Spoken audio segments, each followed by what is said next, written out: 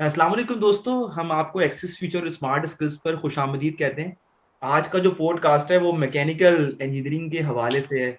असल में इसकी बहुत ज़्यादा डिमांड थी, लेकिन जैसा कि आपको पता है कि मैकेनिकल इंजीनियरिंग एक बहुत बड़ी फील्ड है। आई थिंक शायद इंजीनियरिंग की ओल्डेस्ट फील्ड्स में से एक है और सबसे ज़्यादा सब फील्ड्स भी मैकेनिकल में से निकलती हैं। तो जिस तरह गालिब का एक शेर का मिसरा है कि हुई ताखीर तो कुछ भाई से ताखीर भी था। तो हम काफ़ी अरसे से चीज़ों को लाइन अप कर रहे थे, अपना होमवर्क कर रहे थे कि मैकेनिकल को किस तरह कवर किया जाए विद इन वन पॉडकास्ट। तो आज बड़ी खुशकिस्मती है हमारी कि हमारे साथ अरसलान मौजूद हैं। अरसलान मेरे बैचमेट भी थे।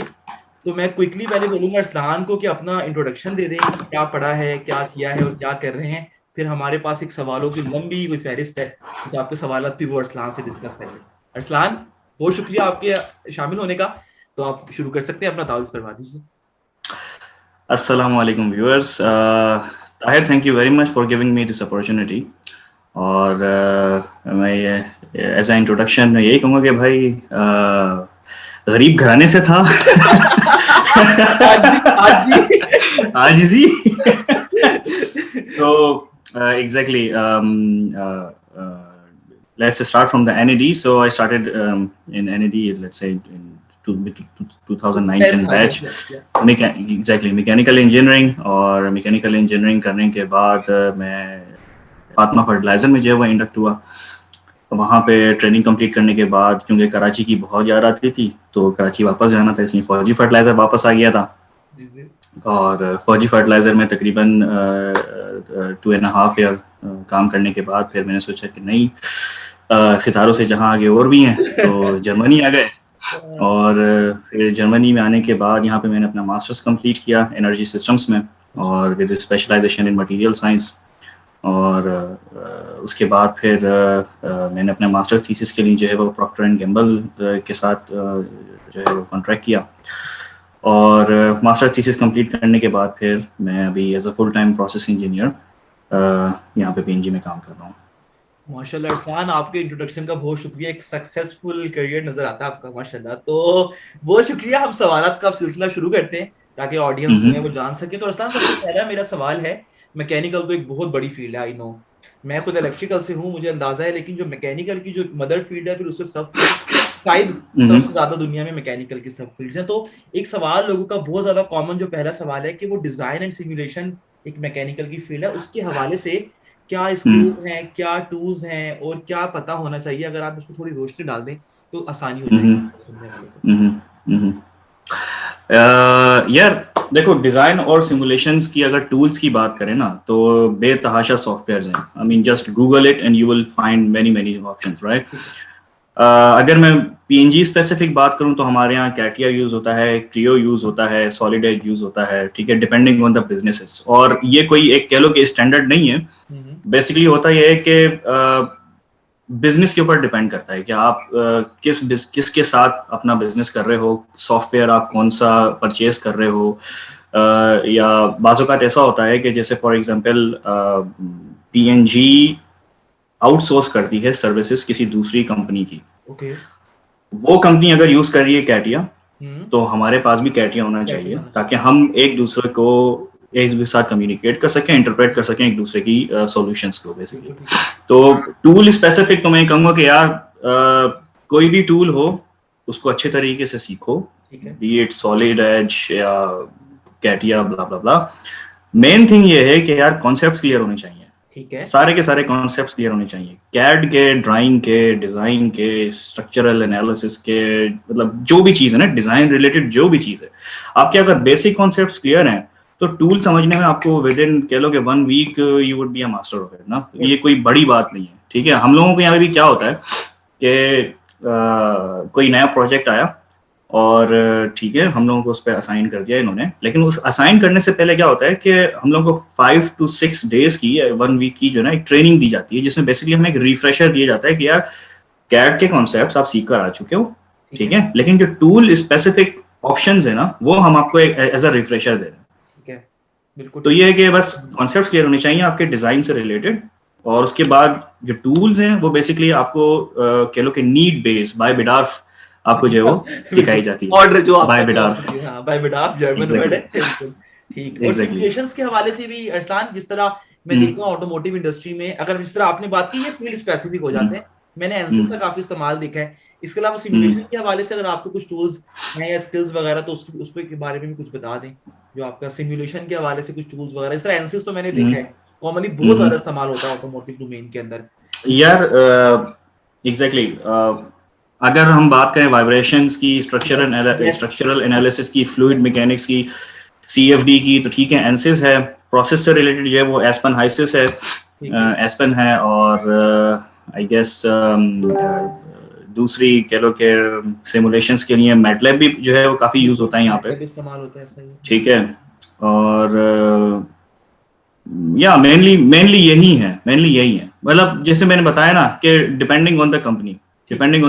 सो अगर मैं एक स्टूडेंट के पर्सपेक्टिव से अगर मैं सोचूं ना, तो भाई it's good to have the knowledge of the software, ठीक है, ऑटोकैड हो गया, कैटिया हो गया, बट मेन थिंग जो कह लो कि जो कोर थिंग है ना, वो कॉन्सेप्ट्स हैं। अगर कॉन्सेप्ट्स क्लियर है ना, तो टूल कोई भी हो आप सीख सकते हो, कोई इशू नहीं है उसमें। और इनफैक्ट जो यहाँ पे आपकी हायरिंग हो रही होगी ना, या आपको कोई अगर इंटर्नशिप दे रहा होगा बंदा, तो वो आपसे टूल स्पेसिफिक सवाल नहीं करेगा कि यार अच्छा ये बताओ कि प्रो ई के अंदर ड्राफ्टिंग किस तरीके से करते हैं, कहाँ पे क्लिक करूंगा तो क्या होगा, वो ये नहीं पूछेगा। वो आपसे ये पूछेगा फॉर एग्जाम्पल अगर मुझे अपना एक गियर बनाना है, तो उस गियर की कौन सी टाइप्स होंगी, और मैं किस तरीके से मतलब टूथ एंगल्स निकाल सकता हूँ, ब्ला ब्ला ब्ला, मतलब डिफरेंट चीजें। तो बेसिकली कॉन्सेप्ट्स क्लियर होने चाहिए, बाकी सब चीजें आ जाती हैं टाइम के साथ।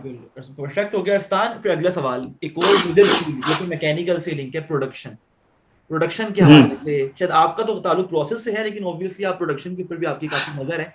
तो प्रोडक्शन के हवाले से फिर वही दोबारा एक सवाल उठता है कि जो मैकेनिकल इंजीनियर्स प्रोडक्शन की फील्ड में काम करना चाहते हैं, तो उनके हवाले से आप उनको क्या कुछ सजेशन दे सकते हैं, स्किल्स अगेन और टूल्स के हवाले से, अगर प्रोडक्शन के हवाले से बता सकते। भाई प्रोडक्शन के हवाले से जो है ना, सबसे इम्पोर्टेंट चीज वो है excel engineering. Excel engineering exactly. Excel के ऊपर आपको जो है ना जबरदस्त कमांड होनी चाहिए। मतलब माइक्रोसॉफ्ट का जो पूरा जो पैक है ना, उस पर आपको अच्छी कमांड होनी चाहिए। और आप मतलब अगर आप VBA वगैरह यूज कर सकते हो, आप मैक्रोस लिख सकते हो, तो इट्स अ प्लस पॉइंट, ठीक है। हाँ, क्योंकि बाजू का ऐसी सिचुएशंस आती हैं कि यार you are handling the big data, या you have to generate the data, तो you have to write some macros ना। तो अगर ये चीजें अगर आपको आती हैं, तो यार it's a good thing, it's a plus point. और दूसरा ये कि फिर हम लोग यहाँ पे सैप यूज करते हैं, लेकिन सैप का वो ये कि यार ये ऑन द जॉब लर्निंग है, ठीक है ना, लर्निंग बाय डूइंग वाला स्टफ है। तो ये ऐसा नहीं है कि आप कहीं किसी इंस्टीट्यूशन में जाओगे और आप सीख लोगे, नहीं, ऐसा नहीं है, ठीक है। इसके अलावा प्रोडक्शन में ज्यादातर, क्योंकि हम लोग यहाँ पे बिग डेटा पे काम करते हैं, और तो स्टैटिस्टिकल टूल्स, अगर स्टैटिस्टिकल सॉफ्टवेयर आपको आते हैं, जैसे हमारे टाइम पे इंडस्ट्रियल इंजीनियरिंग के अंदर हमें मिनीटैब को जो है वो मिनीटैब सिखाया गया था, ठीक है। और फिर यहाँ पे जो है वो हम लोग जंप यूज कर रहे हैं, JMP, वो भी स्टैटिस्टिकल जो है वो टूल है। और प्रीटी मच इट, ठीक है। और इसके अलावा मैं यहीं से एक सवाल लिंक कर लूं, इंडस्ट्री 4.0 का बहुत ज्यादा सुनने में आ रहा है आजकल ना। शायद आपको भी अंदाजा हो कि प्रोडक्शन लाइन को या इस तरह वो लोग चेंज कर रहे हैं टेक्नोलॉजी की जानिब। तो इंडस्ट्री 4.0 के हवाले से आप सुनने वाले मैकेनिकल इंजीनियर्स को कुछ बता सकें तो हेल्पफुल हो सकता है इस मामले में। इंडस्ट्री 4.0 यार बेसिकली टच रिडक्शन के ऊपर है कि लोग ह्यूमन इंटरेक्शन कम से कम हो, ठीक है ना, ह्यूमन टचेस कम से कम हो, ठीक है। क्योंकि इसकी अगर मैं एक एग्जांपल दूं, वो सब कुछ ऑटोमेटेड चाहते हैं। हाँ, तो फॉर एग्जांपल बेसिकली कंपनी का एक जो मेन गोल होता है ना, one of the for a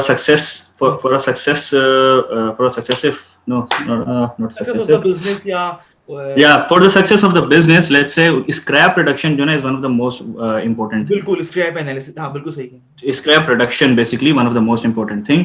और इसको अगर आप डीप डाउन देखें ना, तो ठीक है, लॉसेस आते हैं आपको, डिफरेंट लॉसेस हैं production related, blah blah blah, लेकिन one of the big chunk of the losses is because of human interaction और human touches ना।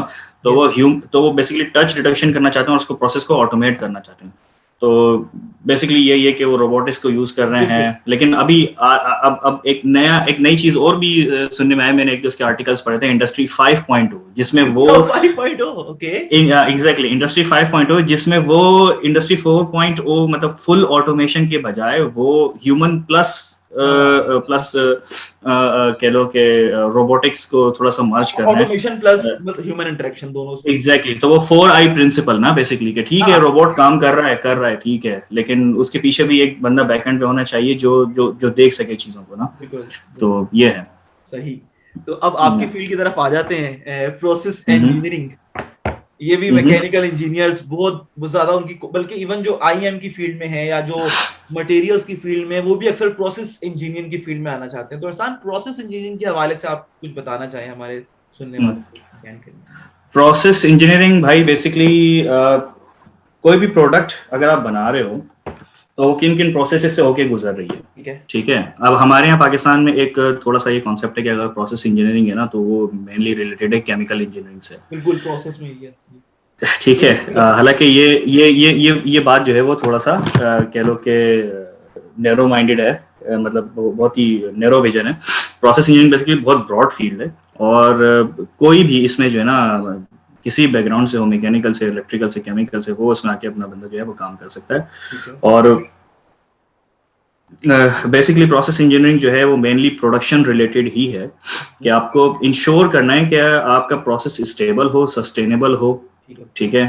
कोई उसके कुछ ना कुछ डिलीवरेबल्स होते हैं आपकी प्रोडक्शन से, कि यार स्क्रैप जो है वो कम से कम तर हो, लॉसेस कम से कम तर हो, क्वालिटी जो है वो एज पर स्टैंडर्ड्स हो, ठीक है। और कह लो कि जो डिलीवरी है आपकी प्रोडक्ट की वो ऑन द टाइम हो। तो बेसिकली ये सारी चीजें प्रोसेस इंजीनियरिंग के अंदर ही आ जाती हैं, और मेन मतलब कह लो कि प्रोडक्शन प्लस प्रोसेस इंजीनियरिंग में आती है। फिर प्रोसेस इंजीनियरिंग के अंदर भी अगर आप देखो ना तो आप फिर in the core of the process जाके देख रहे होते हो, कि अगर फॉर एग्जांपल अगर वो प्रोसेस है केमिस्ट्री से रिलेटेड, तो आप विद इन द डेप्थ जाके केमिस्ट्री में देख रहे होते हो। अगर वो मेटलर्जी से रिलेटेड तो मेटल में जाके देख रहे होते हो। तो ये कि किसी एक स्पेसिफिक फील्ड से रिलेटेड नहीं है। मतलब मैं मैकेनिकल इंजीनियरिंग बैकग्राउंड का बंदा हूँ, लेकिन मैं काम कर रहा हूँ एक कोर केमिकल प्रोसेस के अंदर। बिल्कुल ठीक है, ओके। लेकिन आपको प्रोसेस का जनरल आइडिया है फ्लो का, तो आप एग्जैक्टली वो ये है कि बस जैसे मैंने बताया कि यार आपको बेसिक कॉन्सेप्ट्स होने चाहिए। और मेरे ख्याल से मैकेनिकल इंजीनियरिंग जो है ना, जो हमारे खासतौर पर एनडी में बढ़ाई जाती है, उसकी ब्यूटी यही है कि यार वो बहुत जनरलाइज्ड है, सही है ना। अगर आपने थर्मोडायनामिक्स, फ्लूइड मैकेनिक्स पढ़ी है तो आप प्रीटी मच किसी भी कह लो कि केमिकल इंडस्ट्री में काम कर सकते हो, एग्जैक्टली ठीक है। वो ठीक है, वो chemical reaction theory blah blah blah, that's another part, right. But fluid mechanics, thermodynamics अगर आपने पढ़ी है तो ठीक है, आप you can deal with this. और क्या कहते हैं, अगर आपने किसी मेटल इंडस्ट्री के अंदर काम करना है तो हमने मेटलर्जी पढ़ी है, ठीक है। तो और अगर हमने किसी कह लो कि साइट के ऊपर काम करना है, स्ट्रक्चर्स के रिलेटेड काम करना है, तो हमने स्ट्रक्चरल एनालिसिस, स्टैटिस्टिक्स वगैरह पढ़ी है। तो मैकेनिकल इंजीनियरिंग बड़ी एक ब्रॉड फील्ड है, और बस बेसिक कॉन्सेप्ट क्लियर होने चाहिए। बिल्कुल, एक बड़ी क्लासिक डेफिनेशन ही मैंने मैकेनिकल इंजीनियरिंग की देखी कि ये वाहिद इंजीनियरिंग है जो कि हर इंजीनियरिंग के लिए कोई ना कोई सॉल्यूशन प्रोवाइड कर देती है, नॉट फॉर मैकेनिकल और सब्जेक्ट्स बल्कि तमाम इंजीनियरिंग की फील्ड। तो ये बहुत ब्यूटी है मैकेनिकल की। अरसान, एक और सवाल लॉजिस्टिक और सप्लाई चेन के हवाले से काफी ज्यादा सुनने में आया है।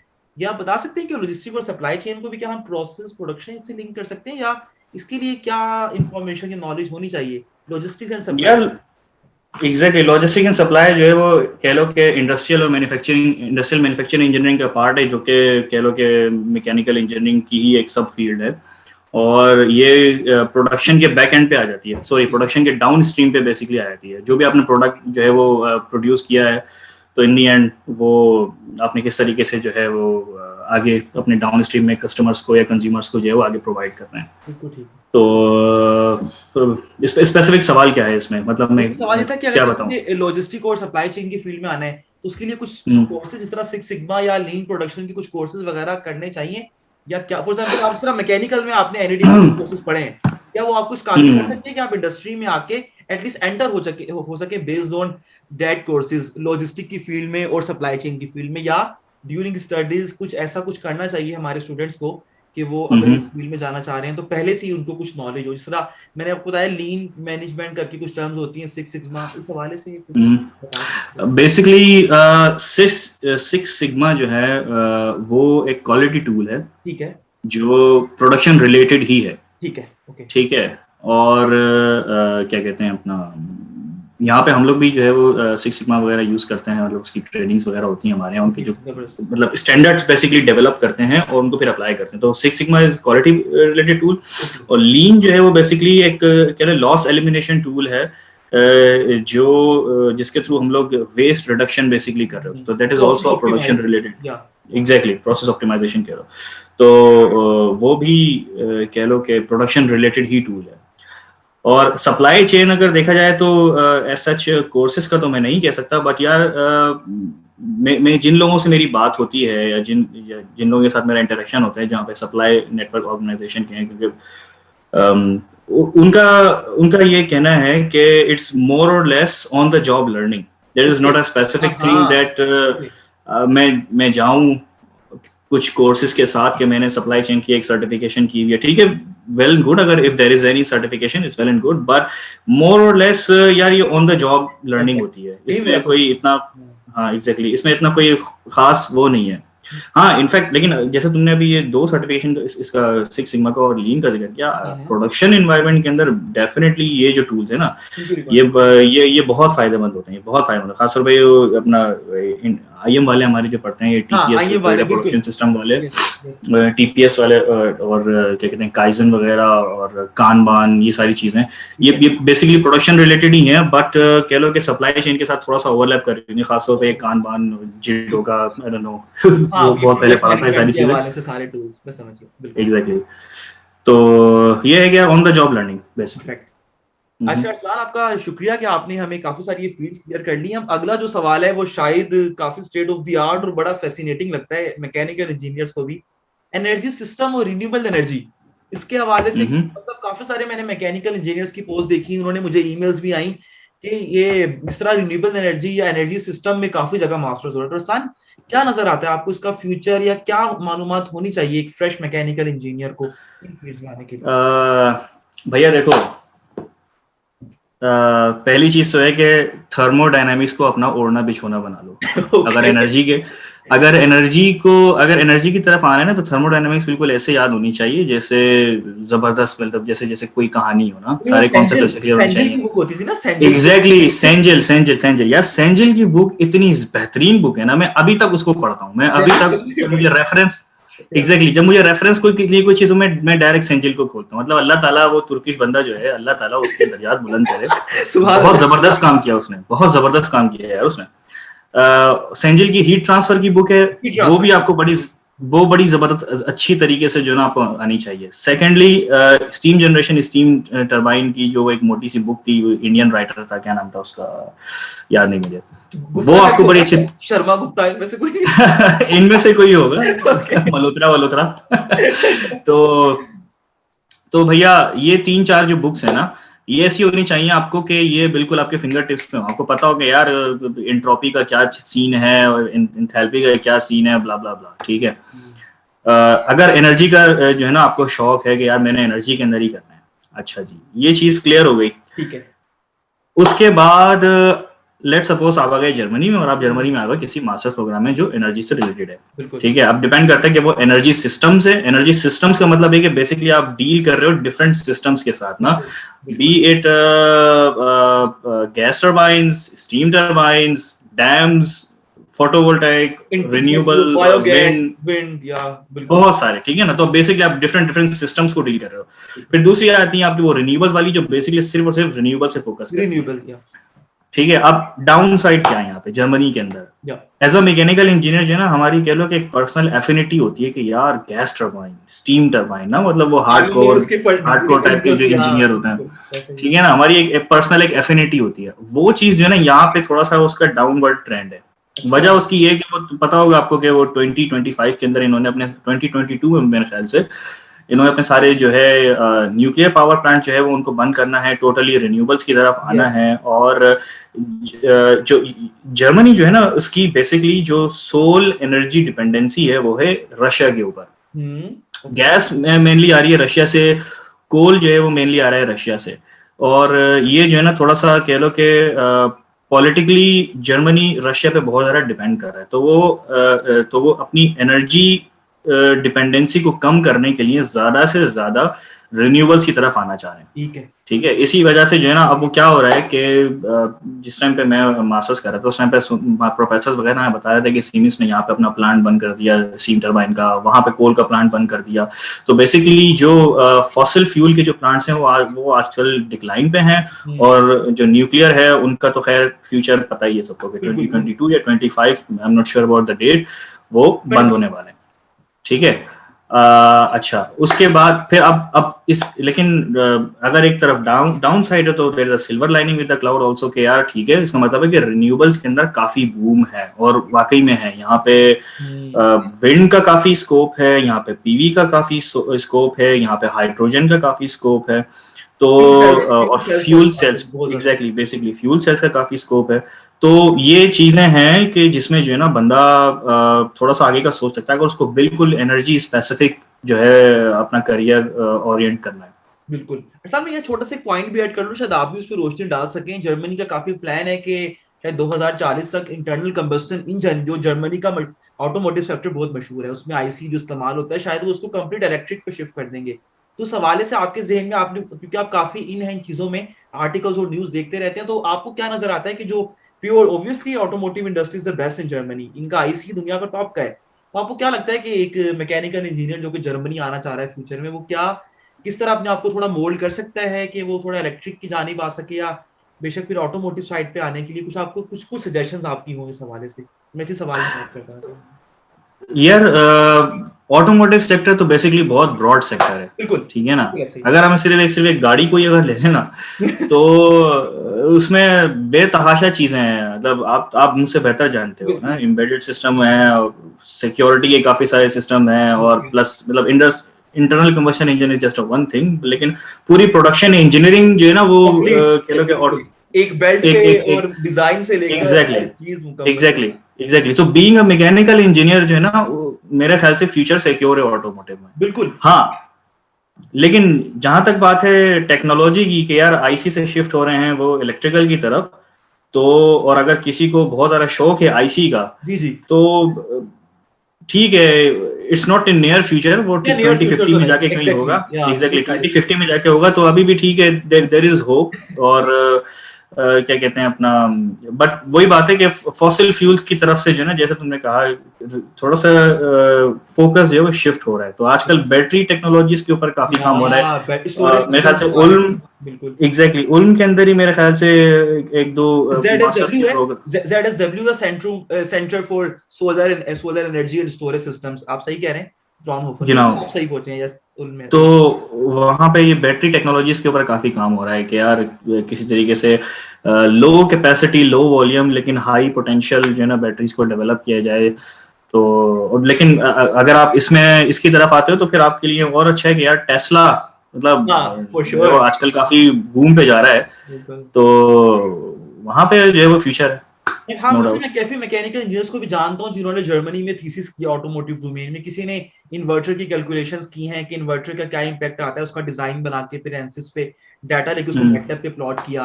इस तरह काफी लोगों ने, आप इस तरह आपने जिक्र किया शुरू में, कार्टिया को यूज करते हुए डिजाइन भी बनाए, कोई मतलब एरोडायनेमिक्स इंपैक्ट कैसा आता है गाड़ी के ऊपर, काफी सारी फील्ड है। अरसान, इसी से रिलेटेड एक और कुछ इंजीनियर्स काफी पैशनेट होते हैं, वो कहते हैं हमने डाटा के ऊपर काम करना है। जैसे फॉर एग्जांपल सिमुलेशंस के बाद आपके पास एक डाटा आया, ठीक है, अब आप उसको पाइथन के जरिए, आपको पता है उसकी पोस्ट प्रोसेसिंग करते हैं या मैटलैब के जरिए, तो या जो बिग डाटा में जाना चाहिए, डाटा साइंसेस जो भी मैकेनिकल इंजीनियर है उसके टूल, जैसे मैंने मैटलैब और पाइथन तो देखा है, इनफैक्ट मुझे खुद भी पता है। आपको क्या लगता है कि जो सिमुलेशन के बाद जो डाटा आया, अब उसको एनालाइज करना है, या कोई अगर डाटा की साइड पे जाना चाह रहा है मैकेनिकल इंजीनियर, उसके लिए अगर आप कुछ सजेशंस दे सकें तो बहुत अच्छा हो जाएगा। ये डिपेंड करता है कि बेसिकली डेटा में लिखने के क्वेश्चन है कि मुझे ईमेल आई थी, मैंने कहा आपसे पूछ लूं, तो इस वजह से मैंने कहा आप क्या।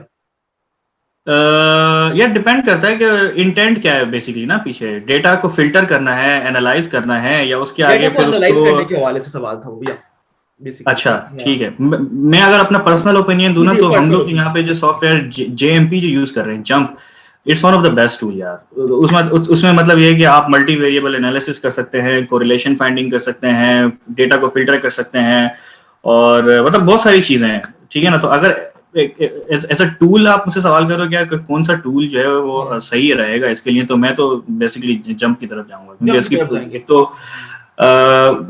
अच्छी बात ये कि इसकी वर्ल्ड वाइड कम्युनिटी है, और ये बिल्कुल वैसा ही है ना कि जैसे पाइथन में आपने प्रोग्रामिंग कर दी और उसके बाद फिर अपने डेटा को इंपोर्ट करके बिल्कुल एनालाइज करना शुरू कर दिया। तो इसमें ये है कि ठीक है, एक तो इसका जीयूआई बड़ा जबरदस्त है, सारे ऑप्शंस आपको सामने मिल जाते हैं, आपको हार्डकोर प्रोग्रामिंग नहीं करनी पड़ती। लेकिन अगर आपको इसको ऑटोमेट करना ही है तो उसमें प्रोग्रामिंग का ऑप्शन भी मौजूद है, तो I would definitely go for jump. जबरदस्त हो गया। अच्छा, एक और अक्सर मैंने देखा है लोग प्लांट सिमुलेशन के टूल्स यूज करने का कहते हैं ये ओपन सोर्स नहीं है, एनीलॉजिक हो गया या कुछ सिमिंस के टूल्स वगैरह हैं, तो वो भी जिस तरह आपने, मेरा ख्याल है इसका भी आपको ठीक है आंसर आप दें कि वो भी आप रन टाइम पे इंडस्ट्री में ही सीखते हैं। अक्सर मैंने देखा है एनीलॉजिक है या आपको शायद आइडिया हो, आप मुझे कुछ बता सकते हैं इस हवाले से भी? कुछ लोगों के सवाल थे कि प्लांट सिमुलेशन के कुछ टूल्स हैं वो हमें ओपन सोर्स नहीं मिलते, तो हम क्या करें उस हवाले से फिर?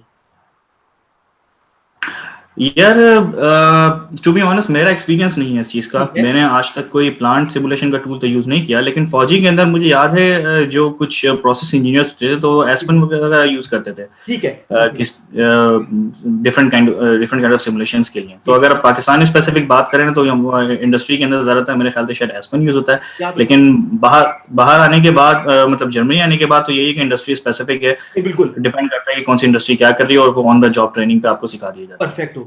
अच्छा अरसान, एक और सवाल, शायद मेरा ख्याल है ये थोड़ा फील्ड से हटके लेकिन आपकी फील्ड से लिंक होता है कि मैकेनिकल इंजीनियरिंग हमने काफी फील्ड डिस्कस कर ली है।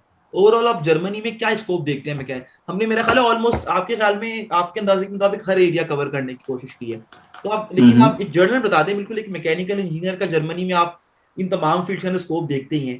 तो अब वो कुछ लोग पूछते हैं कि जर्मन लैंग्वेज, कि मैं काफी जानता हूँ इंजीनियर्स को बगैर जर्मन लैंग्वेज की भी अच्छे ग्रुप्स में जॉब कर रहे हैं, लेकिन जर्मन लैंग्वेज का क्या इंपैक्ट है एक मैकेनिकल इंजीनियर की लाइफ में जर्मनी में? यार मैं समझता हूँ बहुत ज्यादा है क्योंकि आप तो खुद जर्मन में जॉब कर रहे हैं।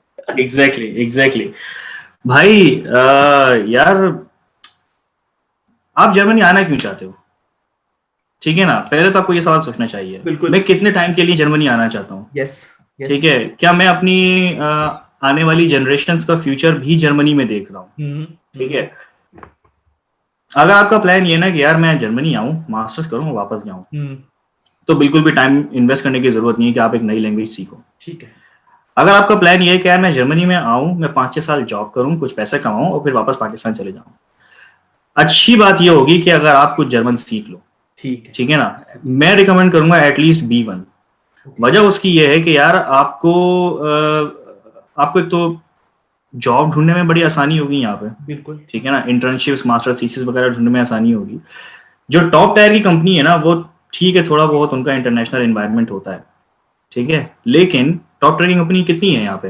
शायद होंगी कोई 35, 40, 50। आप मैक्सिमम अगर मिला भी लें तो 100 तक टियर 1 ऑटोमोटिव या एग्जैक्टली, ठीक है, लेकिन ज्यादातर यहाँ पे जो है ना वो लोकल ग्रुप्स हैं, और लोकल ग्रुप्स की तमाम तर कम्युनिकेशन जर्मन में, तो आपके लिए कह लो कि एक अपॉर्चुनिटीज का नया दरवाजा खुल जाता है अगर आपको लैंग्वेज आ जाती है।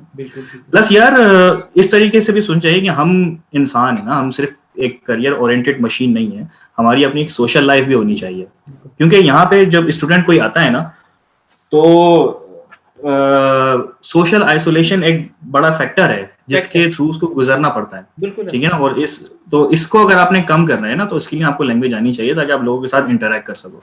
तो मैं तो कहूँगा भाई B1। और अगर आपका प्लान ये है कि नहीं मैंने यहाँ पे आना है, मैं अपनी जनरेशन का फ्यूचर देखता हूँ, तो मस्ट है भाई, आओ लैंग्वेज सीखो, learn a new language, get a new soul. ये तो चाइनीज है, चेक प्रोवर्ब है ना, तो भाई इंटीग्रेट हो यहाँ पे, ठीक है ना, ताकि आपको पता चले यहाँ के नॉर्म्स क्या हैं, लोग कैसे हैं, क्या सोचते हैं, किस तरीके से हमने कन्फ्रंट करना है चीजों को। तो लैंग्वेज इज अ मस्ट यार, मैं तो कहूँगा। लेकिन अगर ये प्लान है कि बस मास्टर्स करना है, वापस जाना है, तो यार don't waste your time. Okay, हाँ अरसलान, मुझे पता है कि जैसे आप फॉर एग्जांपल आपने लैंग्वेज सीखी भी, उसके बाद जो आपने लैंग्वेज मोस्टली स्पीकिंग इंप्रूव की है, जो शायद मेरा भी अपना ये अंदाजा है कि आपने मोस्टली लोगों से इंटीग्रेट हुए, आपके फ्रेंडशिप थी यहाँ पर, आप मतलब मुख्तलिफ एक्टिविटीज में थे, तो क्या ये एक अच्छा तरीका है? जर्मन स्पीकिंग मैंने सुना है इंप्रूव इस तरीके से होती है। अगर आप कुछ मोटिवेट कर दें हमारे सुनने वालों को स्पीकिंग के हवाले से। मैंने अक्सर A2 के लोगों को देखा है कि जब इवन आपका लेवल स्थान A2 भी था तब भी मुझे मालूम है कि आप जर्मन मुनासिब बोल लिया करते थे, फिर B1 था, मतलब आपने यहाँ पर आने के बाद कल्चर में आके सीखी है, तो कुछ मोटिवेट करने में हमारे फ्रेश लोगों को कि इजिली सीख भाई पाए। एग्जैक्टली एग्जैक्टली ठीक है, हम गोएते वगैरह से हम लोग जो करते हैं A1 A2 या B1, कह लो कि वो हम लोग को एक बेसिक नॉलेज दे देता है, लेकिन असल जो लर्निंग है ना आपकी, जो कह लो कि हेयरिंग पावर जो डेवलप होती है वो बोलने से, वो बोलचाल से ही होती है। तो और दूसरी बात है कि यहाँ के लोग भी आपको जो है ना देखते हैं कि यार ये बंदा हमारे कल्चर में, हमारी जबान में कितना इंटरेस्ट ले रहा है, ठीक है ना। मेरे साथ बहुत दफा ऐसा हुआ है कि अगर मैंने किसी से इंग्लिश में बात करने की कोशिश की ना, तो उनकी तरफ से मुझे रिस्पांस अच्छा नहीं आया। लेकिन अगर मैं जर्मन में बात करने की कोशिश करूंगा ना, भले मैं टूटी फूटी बोलूं, वो मुझे बहुत अच्छे तरीके से, बहुत वार्मली जो है ना चीजों को फिर बताते हैं। और बाज़ वक़्त ऐसा भी, मतलब अब क्योंकि मेरी दोस्ती यारी काफी लोगों से हो गई थी, तो ये कि वो फिर बाद में मुझे करेक्ट भी करते थे कि नहीं यार ऐसा नहीं है, ऐसा इसको इस तरीके से बोलते हैं, क्योंकि बहुत सारे स्लैंग्स भी आप सीखते हो फिर टाइम टू टाइम। हाँ, वो मैंने तुम्हें जैसे बताया था ना, हालबा ही वाली एग्जांपल, ही वाला मुझे वही एग्जैक्टली। तो बिल्कुल हाँ। एग्जैक्टली तो मेरा असल में इंटरेक्शन जो है वो ऑन द फ्लोर जो लोग हैं ना उनके साथ भी होता है। तो वो लोग हैं जो बेसिकली यहाँ की जो कह लो कि डॉर्फ विलेजेस वगैरह से आते हैं, बिल्कुल ठीक है ना। तो उनकी जर्मन लैंग्वेज जो है वो होख टोइश नहीं होती, उनका वो डायलेक्ट डिफरेंट होता है, वाली, हाई लेवल से। हाँ बिल्कुल ऐसे ही। एग्जैक्टली वो डायलेक्ट वाली लैंग्वेज होती है। अब उनके साथ जब आप बात करते हो ना, तो आपको एक अलग ही दुनिया में आप चले जाते हो। वो फॉर एग्जांपल यूजुअली जर्मन में हम बोलते हैं ना कि यार वी गेट्स डियर, हाउ आर यू, ठीक है, ठीक है, उसका नॉर्मल जवाब होता है मीर गेट इज गुड, alles in Ordnung, blah blah blah. लेकिन उस बंदे ने मुझे जवाब दिया हालबा ही। I was like, oh man, what does it mean? Was bedeutet das?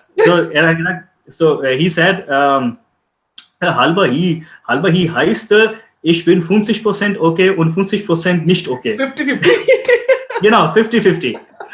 तो फिर मुझे एक नई चीज ना सीखने को मिली। तो बेसिकली यार जितना ज्यादा इंटरेक्शन करोगे, भले टूटी फूटी बोलो, उतना ज्यादा सीखने को मिलेगा, बहुत ज्यादा इंप्रूव हो जाती है। ऐसे भी लोग हैं कि जिन्होंने कुछ नहीं सीखा था, A1 करके आए थे, लेकिन आज वो बड़ी अच्छी जर्मन बोलते हैं। बिल्कुल अरसान, मतलब मैंने भी आपसे ये चीज मोटिवेशन ली, क्योंकि मुझे दिखता था आपकी कम्युनिटी में आप इंटीग्रेट हो चुके हैं, तो आप वही चीज ने आपको पे बैक किया, आपकी जर्मन साथ साथ इंप्रूव होती गई। और इसके अलावा आप यहाँ कुछ और, हम इस तरह आपने बताया इंटीग्रेट हो जाए, इसके अलावा कोई और पर्सनल एक्सपीरियंस, कोई डॉक्यूमेंट्रीज में आपको इंटरेस्ट है क्या, वो भी हम जर्मन में देख सकते हैं? बेशक समझ में ना आए, क्योंकि आपको पता है जब एक बच्चा पैदा होता है अपने पेरेंट्स की आवाज को सुनता है, वो सुन सुन के चीजों को फिल्टर करना सीखता है कि ये नॉइज है, ये इन्फॉर्मेशन है, फिर जब वो पहले अल्फाज बोलता है तो सुनने से ही सीखता है। तो इस हवाले से अगर Exactly. आप ये जर्मन की, अगर जर्मन इंप्रूवमेंट के हवाले से सेशन नहीं है, लेकिन चूंकि आप एक कामयाब इंजीनियर हैं, जर्मन लैंग्वेज भी बोलते हैं, तो मैंने सोचा कि आपसे इस हवाले से भी टिप ले लूं, क्या हमें प्रोग्राम सुनने भी चाहिए थोड़े बहुत जो कि एग्जैक्टली। मैं अगर अपनी बात करूं तो मैंने स्टार्ट किया था, वो यूट्यूब पे एक सीरीज है, मुझे शायद बर्लिन की में होती है, उसमें सिंपल एग्जैक्टली, सादा सादा अल्फाज या बिल्कुल। हाँ वो वाली, उसका लिंक डिस्क्रिप्शन में डाल दूंगा। थैंक्स अरसलान बताने के लिए। वही वो वाली सीरीज वो बहुत अच्छी है। उसे 14 एपिसोड्स हैं और हर एपिसोड का एक थीम है, तो उससे यार जो है ना बहुत सीखने को मिलता है। सेकेंडली मैं ये रिकमेंड करूंगा कि भाई अगर आप लोग जर्मन सीख रहे हो तो क्या कहते हैं, अपना जर्मन न्यूज वगैरह देखो। मतलब ये तो बहुत ही ऑब्वियस सी चीज है, लेकिन अगर सीरीज वगैरह देखते हो ना, तो जर्मन सबटाइटल्स के अंदर उसको पढ़ने की कोशिश करो, उसको देखने की कोशिश करो, उससे भी काफी जो है ना इम्प्रूवमेंट होती है। तीसरी टिप मैं ये दूंगा कि ऑनलाइन टैंडम पार्टनर बनाने की कोशिश करें, ठीक है ना। डिफरेंट वेबसाइट्स के ऊपर जाओ, डिफरेंट फोरम्स के ऊपर जाओ, जैसे वो एक टॉय टाउन जर्मनी के नाम से एक है, तो उस पे आप कर सकते हो। गोएते की डिफरेंट जो है वो फॉरम्स हैं जिसके ऊपर आप जो है वो टैंडम पार्टनर्स अपने बना सकते हो, तो इससे काफी हेल्प हो जाती है। ओके अरसान, आपका बहुत शुक्रिया। कोई क्लोजिंग मैसेज देना चाहेंगे सुनने वालों को? मैकेनिकल इंजीनियर्स को मोटिवेट करना चाहेंगे तो भाई एग्जैक्टली मैं इस पॉइंट पे आना चाह रहा था। मौजरत अगर मैं उस तरह की इंफॉर्मेशन नहीं दे पाया जिस तरीके की रिक्वायर्ड हो लोगों को, मतलब स्पेसिफिक। कोई बहुत अच्छी प्रोडक्ट हमारी डिस्कशन रही। अब आप हाँ, मैं यार क्या ना, 2-3 चीजें हैं जो मैं बताना चाहूंगा कि यार एज ए स्टूडेंट जो है ना, पहले तो आप लोगों को है ना अपना गोल डिफाइन होना चाहिए कि यार मेरा गोल क्या है, मैंने जाना क्या कहाँ पर है और मैंने करना क्या है। अपना गोल डिफाइन कर लो पहले, ठीक है ना, किस फील्ड में जाना है। वो बात है कि वो सैनिका की एक बड़ी जबरदस्त कहावत है कि वो किस हवाले से फेट, कैसे? या हाँ हाँ, fate drags along the reluctant okay and leads the willing. Sorry, other way around. Fate leads the willing and drags along the reluctant. ठीक ओके है ना? या तो अगर आप वो इंसान हो ना कि जो फ्लो के साथ बस भेड़ चाल चल रहे हैं, तो यार बात नहीं है। ये सही नहीं है। अपनी पहले एक डायरेक्शन डिफाइन करो और फिर उसके ऊपर काम करो। दूसरा ये कि जब अगर मैं बिल्कुल स्पेसिफिक जर्मनी के अगर हवाले से बताऊं ना भैया, पहली तो ये कि आपको मैकेनिकल इंजीनियरिंग के अंदर है ना, आपकी कुछ कोर सब्जेक्ट्स होंगे। ठीक है मेरा फॉर एग्जांपल थर्मोडायनेमिक्स था, हो सकता है कि किसी का मेटलर्जी हो सकता है बिल्कुल। किसी का मशीन कुछ और डिजाइन हो, ले लें या फॉर एग्जांपल। मशीन डिजाइन हो, ठीक है ना। कोर कोर्सेज होते हैं कुछ, वो आपके कोर कोर्सेज अगर डिफाइन है ना, तो आपने वही फील्ड फिर मेरे ख्याल से मास्टर्स के लिए पकड़नी चाहिए आपको। ठीक हो गया। आप डार्ट की वेबसाइट पे जाएं, डार्ट की वेबसाइट पे अपनी कोर फील्ड से रिलेटेड आप मास्टर्स जो है ना कोर्सेज तलाश करें धड़ाधड़, और किसी एक यूनिवर्सिटी पे रिलाई नहीं करो, 7 से 8 यूनिवर्सिटीज के अंदर अप्लाई करो। किसी कंसल्टेंट के पास जाने की जरूरत नहीं है, सारा बिल्कुल प्रोसेस खुद करो, परफेक्ट। ठीक है। क्योंकि यार अगर पाकिस्तान में रहते हुए आप ये सारी फॉर्मेलिटीज खुद से नहीं कर सकते, तो जर्मनी में आप आने के बाद जो है ना बहुत ज्यादा परेशान हो जाओगे, बिल्कुल बिल्कुल ऐसा ही है। ठीक है।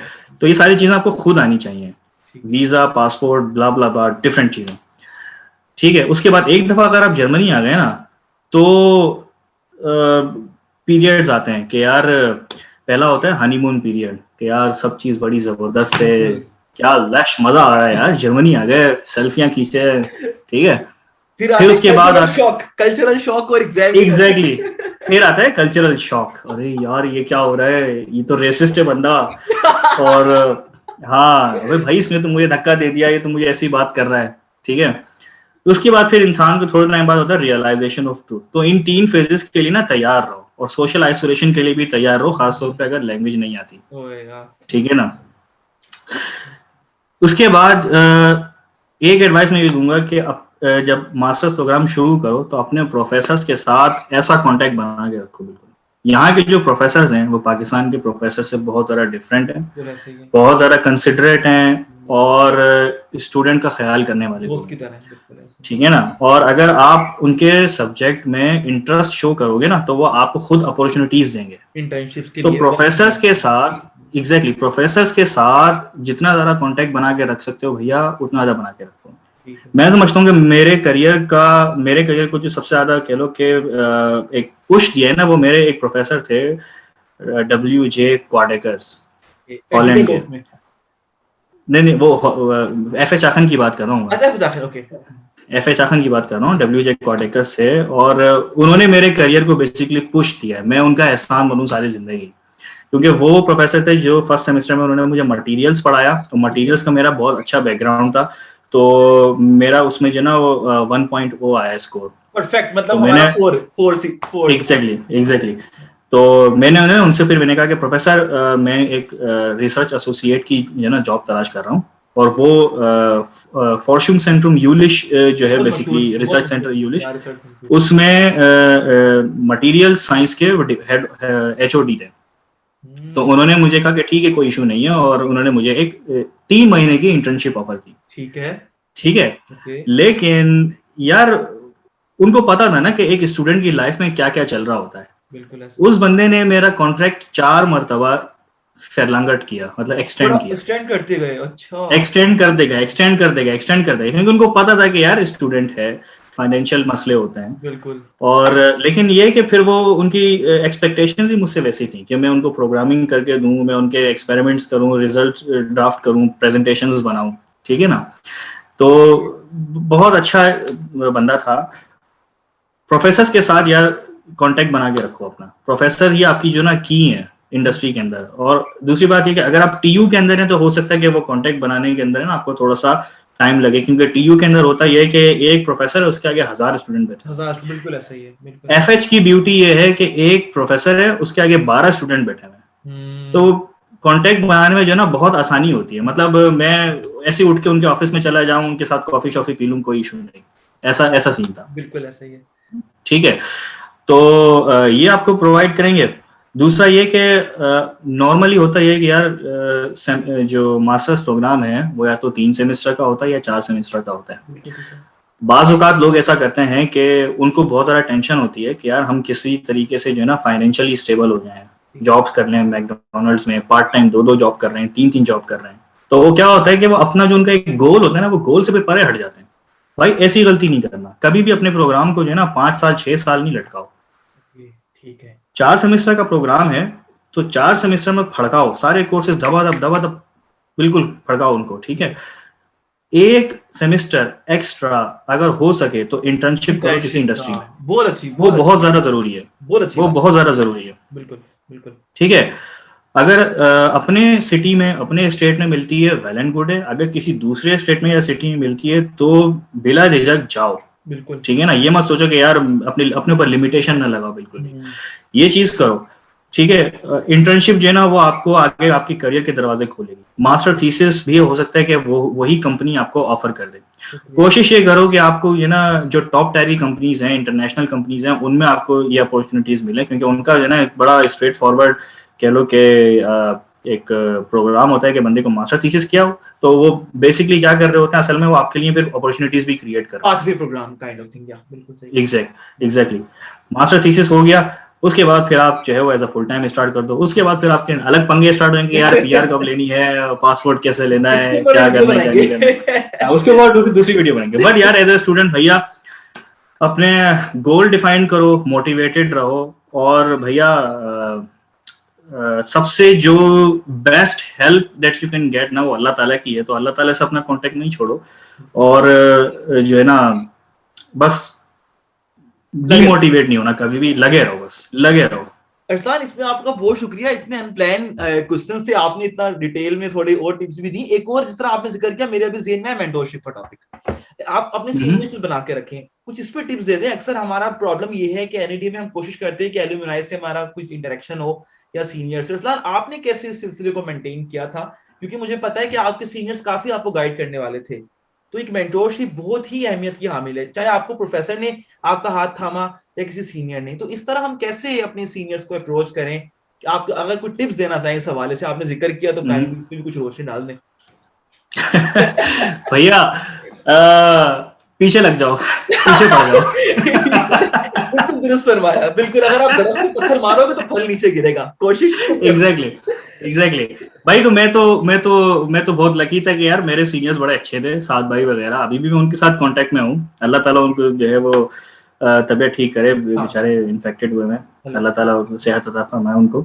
तो भाई मैं तो यह था कि 3-4 सीनियर्स फेसबुक के थ्रू, लिंक्डइन के थ्रू, और ये नहीं कि सिर्फ मेरे सीनियर्स, भाई मैं देखता था ना कि यार मैं अगर टीयू बर्लिन में अगर मुझे अप्लाई करना है तो मैं लिंक्डइन पे जाके ना लिख देता था टीयू बर्लिन के एलुमनाई, और मैं देखता था उसमें जो भी बंदा मुझे मिल रहा है ना, भले वो इंडियन हो, श्रीलंकन हो, कोई भी हो, मैं उसको सवाल पे सवाल भेजता था। 10 बंदों को सवाल भेजना ना, कम से कम 2 का तो रिप्लाई आएगा। बिल्कुल एग्जैक्टली। तो भैया पीछे लगे रहो, जो भी सवाल आते हैं उनको पूछो, और जो अच्छे बंदे होंगे वो आपको रिप्लाई करेंगे, और जो हो सकता है कि थोड़ा सा लाइफ की हार्डशिप से गुजर रहे हो या बिजी हो, वो फिर आपको नहीं रिप्लाई करेंगे। तो इसमें फिर बुरा मानने वाली भी कोई बात नहीं है, क्योंकि यार यहाँ पर आने के बाद भी 100 किस्म के मसाइल होते हैं। तो ये है, जबरदस्त। अरसलान, बस पीछे पड़े रहो। बहुत कुछ आपने बता दिया, और मुझे लगता है कि अगर कुछ सवालात हमारे पास इस सेशन के बाद आएंगे, मुझे शायद एक और सेशन रखना पड़े। मुझसे पहले काफी मैकेनिकल इंजीनियर्स जो है वो थोड़े नाराज थे, क्योंकि मैंने अपने चैनल्स के ऊपर बड़ी कोशिश करता था कि मैं मैकेनिकल के हवाले से कुछ टूल्स डालूं, लेकिन सिरा नहीं मिलता था, क्योंकि मैकेनिकल एक बहुत बड़ी फील्ड है। तो फाइनली आप आज हमारे साथ थे, आपने हमें बहुत सारे टिप्स दिए। आपका बहुत शुक्रिया अदा करता हूँ, और हो सकता है फ्यूचर में हम 1-2 सेशन दोबारा करें। बहुत शुक्रिया अरसलान आपका, और इसके साथ साथ सुनने वालों आपका भी बहुत शुक्रिया। अगर आपको हमारी वीडियोस पसंद आ रही हैं तो लाइक जरूर करें, चैनल को सब्सक्राइब करें। इसके साथ ही हमें आज के लिए इजाजत दें, अगली वीडियो तक के लिए अपना बहुत ख्याल रखें। अल्लाह हाफिज।